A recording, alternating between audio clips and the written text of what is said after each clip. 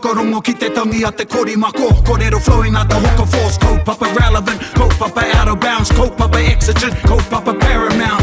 Nā ko nā whakapiri mai ki te kaupapa tino whakahira hira whakarongo pi kari kari mai. Hare hare mai, o Taringa hare hare mai. We gotta gather up close everybody. Gather up close everybody. Kani move that body. Kani move that body. Tēnei ka whakarahi ake e nei whakamānawa ki a koutou I raro I ngā whakamānawatanga ki a Matariki te whetū tapu o te tau. Tēnei kua noho ki tana urunga tupua ki tana urunga tawhito taurunga ka kitea e te tini e te mano o Matariki hunga nui. Tēnei mihi nei e te iwi tēnā koutou Mānawatia a Matariki. Mānawatia a Matariki. Mānawatia a Matariki. Mānawatia a Matariki. Mānawatia a Matariki. Ngā mihi o te wā. Ngā mihi o te wā, ngā mihi o te mātahi o te tau. Te mātahi o te tau, tēnā koutou. O te Ngā tau. mihi Matariki ki a koutou Kia katoa. hua mai o koutou hiwa o te rangi o manako. Tika, koe te kauwaka o tātou tūmanako. Kia ora, kia ora. Nō reira, e mihi atu ana e te iwi runga I te tauhou. Meki noa ko te tauhou. Hei aha te ki te tauhou Māori. Māori te tauhou aha, ko Yeah. te tauhou tēnei. Te tauhou tēnei. Ana anei mātou tokotoru e mihi atu nei kia koutou atu I konei te pokapū o Taringa ki te wānanga o te aroa I te piki taone bustling metropolis o Te Awamutu. I was in a hui the other day and there was about 6 of us I roto I tēnei hui as a consultation and I didn't know anybody in the hui. Okay, you know, mihi roto I te ranga said, I live in Te Awamutu, then someone said, the bustling metropolis. Yeah, and that was like, you know, code. Yeah, code, yeah. The others had a bit of a chuckle who didn't understand. Yeah, oh, not Taringa fans. Yeah, not a Taringa Gotta fan. convert them. Mena e mohi ana, e mohi ana. Mohi ana. Yeah. Yeah. Anyway, welcome back everybody. Yeah. Kia ora tātou. Kia ora. Kia ora. So, what tūmanako, is it like when you blow, maybe we need to ask Rangi this, well, he will still listen if you let people know your tūmanako. Well, well, that's what I've taken from the last few years is planting it in the ground and keeping it to yourself and you mehe ahi. You ne ka ata whāngai I te ahi. And if you give it too much air in terms of telling it or relaying it sort of makes it dwindle. I like that, bro. Yeah. On that note, I'll keep my tūmanako to myself. Yeah. Well, based on my experience and my belief, the ones that I have achieved or the ones that have become fruitful are the ones that I've kept to myself. Kia ora. And there's a psychology to it. A lot of people go, oh man, I'm going to start at the gym. People go, man, that's cool. You already get that feeling of Kia ora. success already because you're getting those You're mihi. putting that idea out there. Yeah, and that so you then haven't it started sort of yet. quells your motivation or it quells your desire to fulfill that tūmanako of yours. Yeah, so yeah, no, those are my whakaro. I'm thinking, you know, to 4 hautapu ago. I think it was the second big one we had up on Rangiati and, you know, I reira te mahi a te iwi. Aye, Te aye. tangata I tau hui and there were lots of people that took their shoes off. Yeah. Oh, yeah. E roto I te makariri. And I'm like, oh. Taki ngā karakia kia hiwa. I'm like taking the photos like, oh my gosh. No, we were standing there with the, well, I wasn't, but someone was really there with the shovel. Yeah. Because the first year there were only a couple of people that came forward. Yeah. And yeah, so we did a little tweak. Just take your shoes off and stand I runga I te whenua. Yeah. Hoi anō, kei runga ko Matariki te atua. Aye. Ana kia huri o tātai whakaro ki reira. Ana I te kiwaha. Me ki pēr, koe ne te kianga Aye, kia o te ora. wā. Ko te kianga tēnei o te wā. Mānawatia a Matariki. Cool, Mānawatia. Mānawatia a Matariki. Mānawatia a Matariki. So how te tikanga o taua kianga? I know you're asking a rhetorical question to yourself. That you want to answer? What do you think, No, America? I don't, yeah. So, Mānawatia.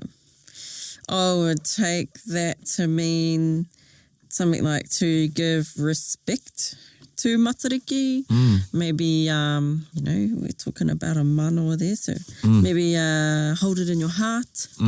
Love Matariki. Kia ora. 2 different manawa. So we got manawa and manawa. Damn. Kia ora. Okay. Yeah, no, but you were great. The first part, tino tika. Yeah, Acknowledging, respect, celebrate Matariki, acknowledge Matariki. He wairua Māori tēnei kōrero I tēnā o te ki, I've never said it, but ngā hari Matariki, like happy Matariki. Yeah, hari Matariki, yeah. Like, I get the intention from that kōrero, like, have a prosperous Matariki, or may Matariki be prosperous, celebrate Matariki, but we're sort of taking it from the hari huri tau. Yep. Yeah, and yeah, hari kirihimete. Yeah, and Mānawa is a kupu that factors in one of the karakia to Matariki. Ai, Mānawa yes. mai e te putanga o Matariki. Ai. And karaiki he kupu tawhito, we got Mānawa, whakamānawa, so it's a tribute, Ai. pay tribute to somebody, Acknowledge, acknowledge. E rā mea katoa. Like you could say, Mānawatia te rā mahi, āna. Ai. Yeah. Hei koina te tikanga o te Mānawatia a Matariki. So how do people use it in day-to-day? Can you go, Mānawatia Matariki ki a koe, or Mānawatia Matariki, is it a standalone? Mānawatia a Matariki, you could say ngā mihi, like we say ngā mihi o te wā. Yeah. Yeah, ngā mihi o Matariki. Yeah, me Yeah. tāui ki ai I mua nei, ngā mihi o te tauhau, Āna. ngā mihi o te, Yeah, ngā mihi o te mātahi o te tau. mātahi o te tau, koia hoki. Yeah, koia ngā hoki. mihi o te mātahi o te tau. Ngā mihi o te aranga o Matariki. Ai.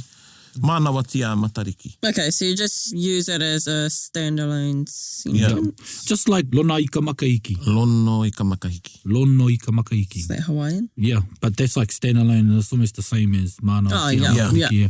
Yeah, me taku mihi atu kia Hemi Kelly. Āna. Nā no tēnei kōrero I. I horapai nāna. Kia ora. It's probably been in the vernacular of those that are Within the- learned within yes, Matariki. yeah, kia So ora. it's a new kōrero to some, but Yep. it's a new with a kei kōrero to others. Tēnā koe. Ai, koia hoki.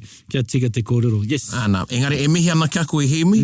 Korua ko rangi, because I know Yep. you both had a bit of a wānanga about this, and he pai kia horapa tēnei kōrero ki te motu. Tika. And again, you know, big plug for te whārangi a hemi, Māori Phrase the Day. Māori Phrase of the Day, Living by the Stars. Living by the Stars. Yeah, and Mahitahi Media, who Mahitahi Media. who have got that, the filter, the Mānawatia Matariki filter. Mānawatia Yeah, Matariki. so, you know, koina te We're going to make one. Oh, we've got one. Only for right. So there you go, e te iwi, ara te kianga o te wā. Ana, I runga I tērā, koinei te wāhanga o Once Upon a Taima. No reira, Once a Upon a wanda, Taima. he aha te kaupapa. Tēnā whakarongo mai.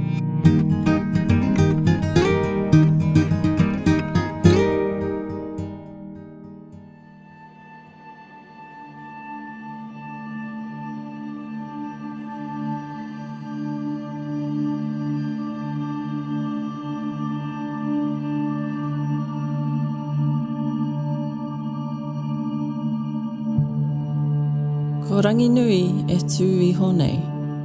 Ko au ko papa tuānuku e takoto nei. Ko a māua tamariki te tū tutu kaurewa e tū mā tike tike ana. Once upon a timer, in the aftermath of our cataclysmic separation by my son Tāne Tūturi, Tāne Mahuta, Tāne te tokorangi, our many progeny stood upright for the very first time. Some of them revelled in their liberation from our embrace, while others seethed with vexation and jealousy. The pantheon was quickly exposed to the dark and cold elements of the great expanse from which they were once sheltered. The torrential tears of my ranginui and my tidal weeping flooded the great plains. Among those who opposed our separation was my seventh eldest son, Tāwhirimātea, who vowed to take vengeance upon his brothers.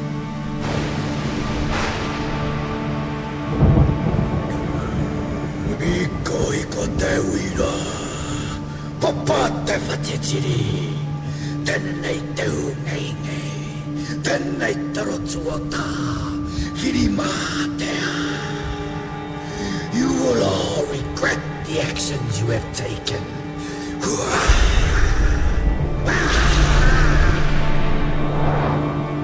Hei are, I wā ku tamariki hoki.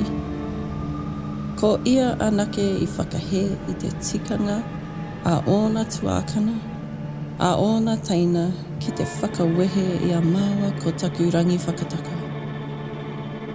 In his anger and resentment towards his siblings, Tāwhirimātea retreated to the bosom of his papa and plotted his vengeance. As time went by, my sons began to adapt to their new world by bringing new life and existence upon my body. Tāne clothed me with his offspring, the trees, shrubs, and birds. Tangaroa took to the bodies of water to raise his children.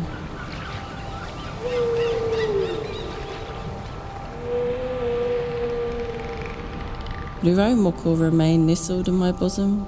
From time to time he would grow restless, moving around, having a tangi, causing my body to shift, which in turn would disrupt his brothers above.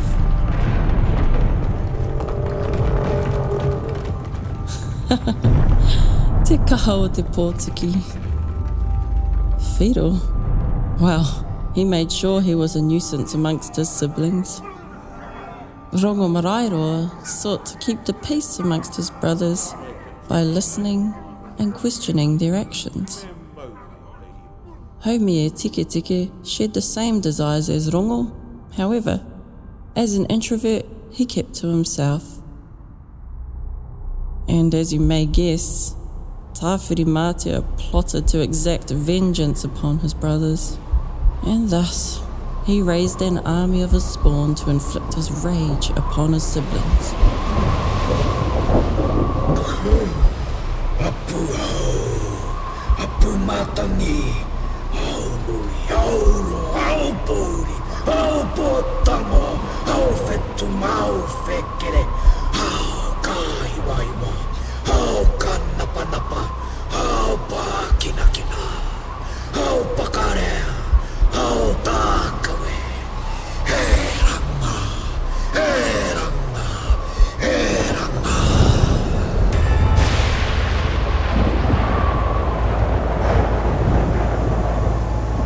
Tāne, he taku taina, kia ranga mai koe, i taku riri. E paka! Taku tuakana! Why do you lay waste to my offspring? Why do you beat me? Why do you beat me with your wind and lightning? I beat you for separating our parents.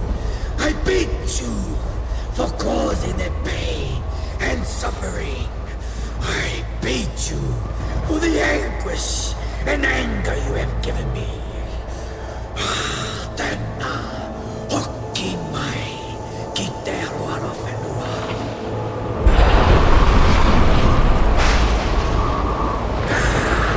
Tāwhirimātea swept wildly through the canopies of the children of Tāne with cyclonic might, snapping trees in half and uprooting whole clusters of flora.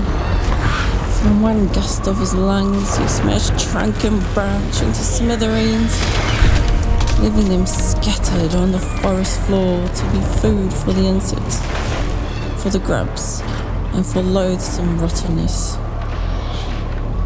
Rongo Matane and Haumie Tiki Tiki couldn't match the might of his brother, and so they burrowed deep into my layers and hid below the soil. Tāwhirimātea then turned his tempest gaze to the oceans and hunted down Tangaroa and his children. Haurunga, hauraro, hauru, hauwhiti. Whakarua au tuke, whakarua au niha, whakarua au hone, ko te mūmu, ko te awha, ko te hū keri keri, ko te marangai. Whiri, Wala, Kati, whakamutu atu, Kimma te aku Tamariki. My offspring flee in desperation. Tiro e ori, ka whati atu te weiwei kia tāne, o te tupono ka oraia. Ka rere atu a ikatere, Ki te wai kia piri ai. Wheti koe tanga. Wheti tō inoi mai. Kia kāti nei au.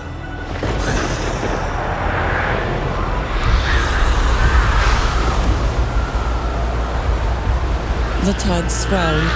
Waves crashed and tumbled as whirlpools stirred the great oceans. The children of Tangaroa were cast ashore to lay in heaps along the beaches as kai for the scavenging creatures. And again, the teeth of decomposition. Tāne lay defeated. Tangaroa cowered in the salty depths. Rongo and Haumi remained hidden in my layers. And so, those who opposed Tāwhirimātea were beaten. Those who dared not to oppose him kept out of his way. All except one. E aku Taima. E aku tuākana. Tēnā, haumia mai kia turaki nai a Tāwhirimātea. Me mau i te iro. Boys, let's gang up on old Windy. He needs to be taught a lesson. E tū, e taku tuakana, kua mau ke te iro i te whakawhiu au whiri. No hea e taia ia te turaki. Tū, my bro, I got my beans from him. There's no way I could beat him. I'm just gonna leave it at that. Ask Tangaroa. Hey, Salty, keen on having another crack at Tāws? Tēnā kore nei e ho? Oh, kua hiri ana wati aho. Heck no, bro, I'm smashed. He's on another scale. I just want to wave that idea goodbye. Look, I'm still swelling. E ngari koa. E poko. He amu noa kapa Hawaii a kōrua. Ko taku ko tahi, ka patu ia Tāwhirimātea. Tāwhirimātea? Mai ea! Mai ea! Mai ea! Tū kāriri, tū kāni whā. Tū te ngai, tū ka mau i te koha o tōna tuakana. Ko ki te koe i taku ihi, me ki te ahua o tuakana teina. Ka pai e whiri kei te mōhio koe ki oku ingua katoa. Mei ngā rā hoki, kia koe hoki. And so my sons engaged in battle. Tāwhirimātea throwing gusts of wind at Tūmatauenga with pelting rain and hail.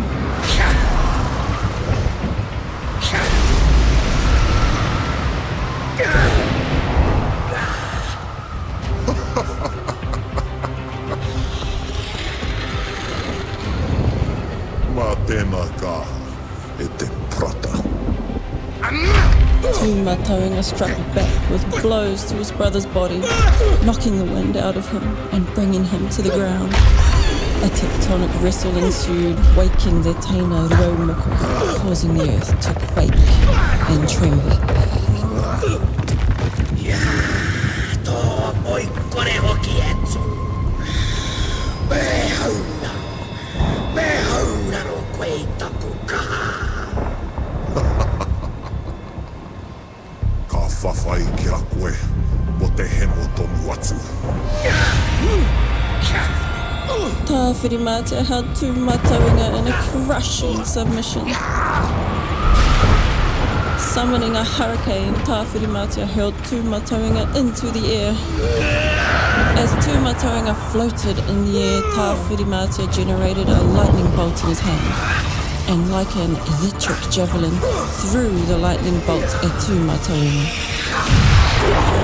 Tūmatauenga came to just in time to see the flash of light, and with divine reflexes, caught the lightning bolt in his hand.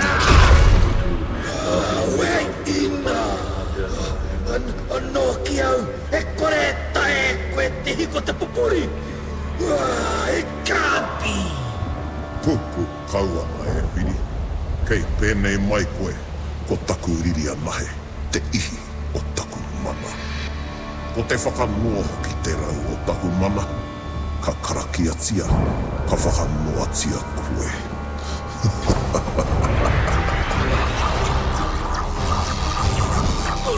Tūmatauenga threw the lightning bolt back at Tāwhirimātea, striking him across the chest, throwing him across the earth. Tūmatauenga caught him by the throat and drove him into the ground. A kāti, ka mātua I tēnā. Kua rotua koe, e whiri. Kua toa, a tū, ka nuha. Kore, tino kore nei. I will forever wage war upon you. You will never forget what you did to our parents. Anatokai. As a final act of defiance, blinded by white rage, Tāwhirimātea dug his fingers into his eye sockets, digging out his eyeballs. Holding them into his hands, ngā mata o te ariki o Tāwhirimātea crushed them into pieces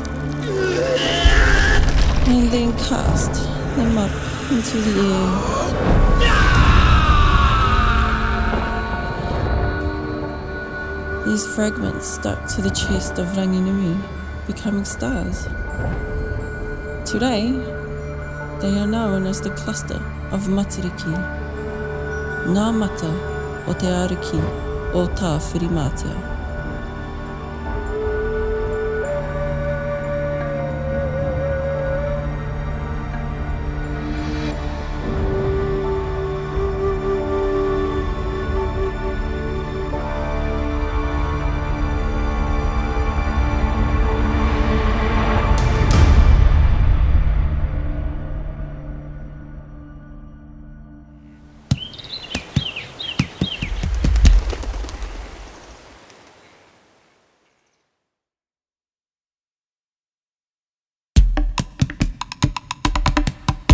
Oi, rawe ki au tērā kōrero.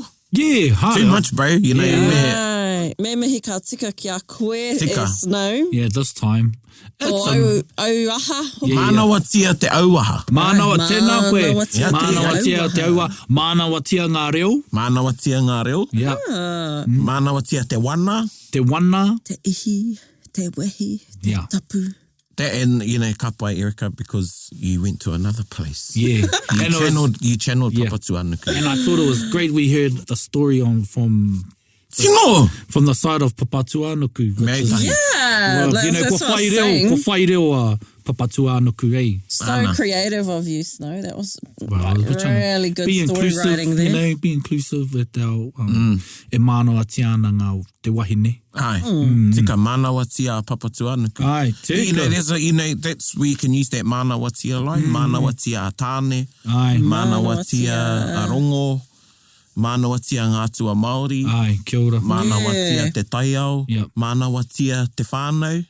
So many Tika. examples Ana, Mānawatia ngā mokopuna. But there are so much to unpack in there. There's the battle at Te of the Pairangi. brothers. Yeah. Yeah, and just the things that happened. And this is a condensed version, Oh. very condensed. So, hang on. There was one bit there I wanted to ask a question about the lightning bolt. Is lightning... Mānawatia te lightning. So is lightning from Tūmatauenga or Tāwhirimātea? Well, where does lightning come from naturally? In the sky, but And in then flash. volcanic eruptions, there's also lightning sometimes. Well, yeah, Yeah. kei te mahi tahi ngā atua. Mahi tai ngā atua. Koe Yeah. hoki te mahi a te atua. Yeah. A ngā atua. Good point. But these meldings, you can see you know, when Tāne creates his offspring and, you know, they're from different meldings. Yeah. You know, or different marriages. Yeah. And just like that with Raumoko and Tāwhirimātea. So could you say, like, in a volcanic eruption, when there would sometimes be lightning present, could you say that's them still battling? Koia pia. Oh, yeah. Yeah. E hara. Yeah. E hara. E hara. Yeah. When, you know, i te wā e whene ana te moana, e hi ngaru ana te Ai, moana, ai. kei te whawhai a tangaroa rao ko Ai, Tāwhirimātea. tika. Yeah. Yeah, it's never ending. Yeah. And ko tātou tērā, ko Ko te tātou, tangata. yeah. Ka And kai those- tātou te ika, ko tū e pakana kia tangaroa. Yeah. You know, I was, you know, e ai ki te kōrero, that all of those children were tāne, but by our interpretation. Ai. And Hene Pūtehue, who comes from Rongo, Ai. her job was to quell. Quell. Ai. Yeah, and whakatau I o rātou mauhi. Tika. Yeah, so as a taonga puoro, you get those soft... Those soft tones, yeah. And And you've those got, vibrations. yeah, and you've got the atua working together. You've got Rongo, Ai. Tāwhirimātea, Tāwhiri, ai. e mahitahi ana. Yeah. Yeah. Yeah, because you could... what And they- tāne, And tāne, te yeah. hau. Yeah, and Yeah. because you'd hold it up to Tāwhirimātea, and supposedly no matter how strong the gust is or the wind is, the tone is still soft. It comes off the nips of Hene Pūtue. And the Hene poia whiowhio. Poia whiowhio, yeah. Yeah, so within Taonga Puoro as well, there's a lot of our kōrero are still in there, like the marriage for the pūtātara. Ana, tika. Yeah. Yeah, ka honua Hey, tāne. Oh, E that's tahi wā really ka interesting. mahitahi, e tahi wā ka papa. Yeah. Pēnei a tātou. Pēnei Yeah. a tātou, yeah. Yeah, and even the, I think we've had this kōrero I te atu wā, I te wā e whawhai ana ngā tamariki. Well, first, ka tupu ake te whakaaro. Kia What ora. is out there. What is out there, yes. And, pērā te whānau, ka tupu haere ngā tamariki, and they want to Yeah. move out and Yeah. they see, uru te ngangana, Get some sees that chink of light. experiences. Yeah. I wonder what's going to be like if we What's out move there? out. Oh, go out there. Yeah, and I'll then- get the mail. Mea rawa ake. Yeah, me rau ake ka. Yeah. Move out and then ask your mum and dad See for if- some help with yeah. the rent money. Yeah. See, you shouldn't have moved out. Shouldn't have moved out. Yeah. And there's one staying home. Nah, don't come back here. You know. Yeah, so ke nui ngā akoranga I roto I ngā kōrero, Yeah. te oroko hanganga. Ai, me te O te whānau ao. hoki o ngā kōrero, yeah. And even one kōrero I just want to touch on in terms of gender. I was told that Rangi and Papa were actually irakore. Oh, And yeah. they both took on one gender for the purpose of procreation. Right. And there are many unions. Because te tūtutu kaurewa, which is our word for the pantheon, the Māori gods, that's the first union. And then there are many other unions. Hoi no koina Wow. tahi atu kōrero. Wow, Yeah. have never heard this. Yeah. I'd be keen to hear more. Oh, yeah, there's layers, man. One creation story I heard described sound Kia ora. as being the very first creation. There's the talk of te ku me te whē. So ku, yeah. being breathed into creation. So you got the ku. And koera te kupu te ku me te whē. And then you got rangahau and te manawa. Hoi anō, he kōrero anō Yeah, tērā. kōrero anō, yeah, He yeah. taringa anō tērā. Engari e mihi ana Mānawatia Matariki. And, just to acknowledge where we've come in our Matariki journey over the years. As a nation too, you know. As a nation. As a nation. A tērā Oh my tau. gosh. As a people and as Yes. a nation. But never in the nation, I'm talking about Taringa. Ai, koe au. We've gone through, last year we had our hautapu. Yeah. Yeah. And now, we're getting to a level of normalcy, I think, more. Well, Matariki yeah. tō haere nei. Yeah. So, he rawe. Yeah, and because we're at the part of were you going for hautapu this year? Oh, the name might go back with the, Yeah. so yeah. We'll I be lucky enough to be up at Awhitiroa again this year. was at Novotel for dinner on Friday night. Māua ko taku te tāku hoa I roto I taku puari. And one of their menu, they had a special menu item called te hautapu. Really? Yeah, te hautapu, te whāngai I a Matariki. Hey, marika. And they had quail something, and then something kumara something, koura bisque, crawfish Wow. bisque, Wow. and something it was a fish something. Oh, a snapper.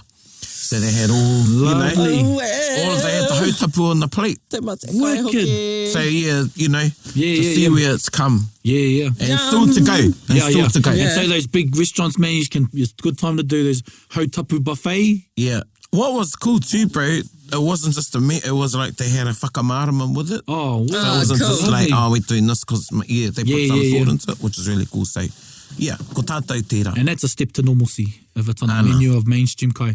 Absolutely. Yeah, if you want to know how to do hautapu, if you're still a bit Unsure about things, go to episode 150. Yes. Episode Something we 150 have on our- prepared earlier. Much earlier.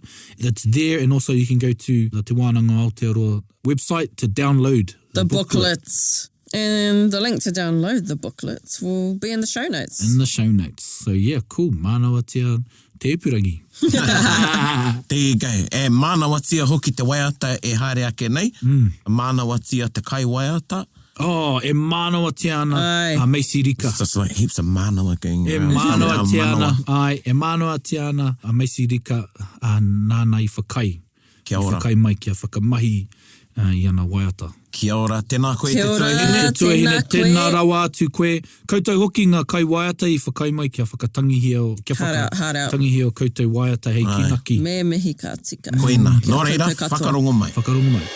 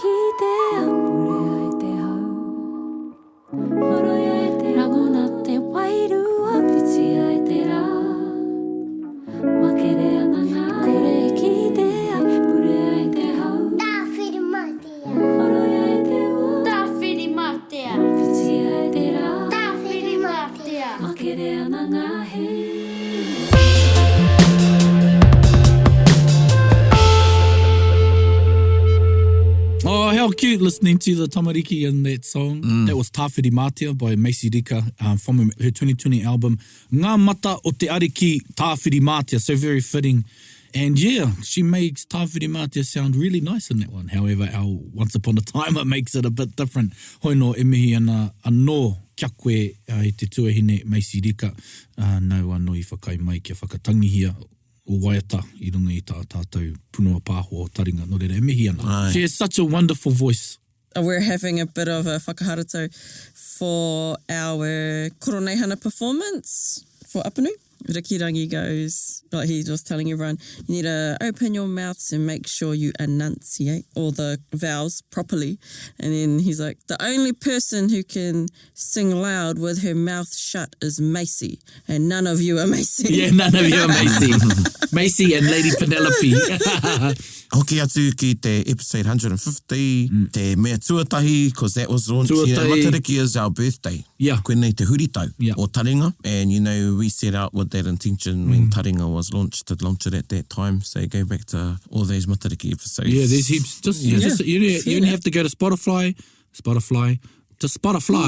and go to Spotify and type in Matariki. That's all you have to do. You don't have to go Taringa ep, just go Matariki. Ana. They'll all come up.